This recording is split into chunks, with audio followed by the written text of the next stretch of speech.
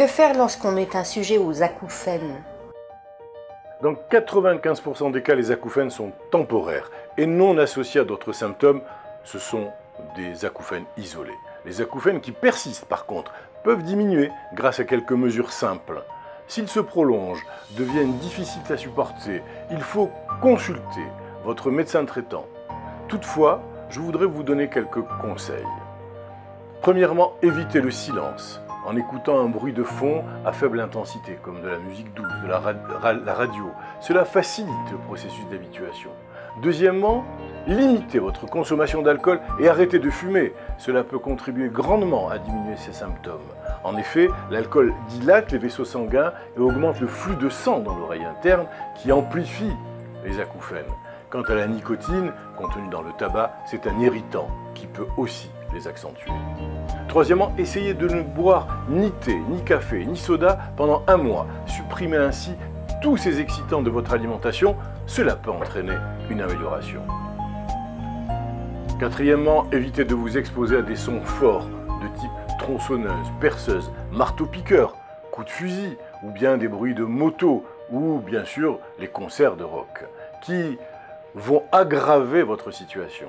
Si vous devez le faire, utilisez des bouchons d'oreille ou un casque pour vous protéger. Cinquièmement, surélevez votre tête pour dormir. Cela améliore la circulation du sang et réduira ainsi les symptômes.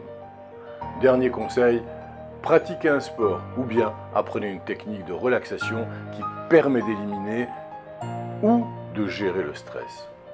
Je vous demande de signaler systématiquement à votre médecin ou à votre pharmacien que vous souffrez d'acouphènes. Ils pourront ainsi vous indiquer quels produits peuvent être toxiques pour l'oreille. Enfin, si vous êtes très gêné par les acouphènes, ne restez pas seul, ne restez pas isolé. Il existe des associations de patients spécialisées ou participez à des groupes de parole ou à des ateliers thérapeutiques. Dans quel cas doit-on consulter notre médecin? Prenez rendez-vous avec votre médecin traitant si vous êtes dans l'une des situations suivantes. Vous avez suivi les conseils, mais vos symptômes persistent et deviennent gênants au quotidien.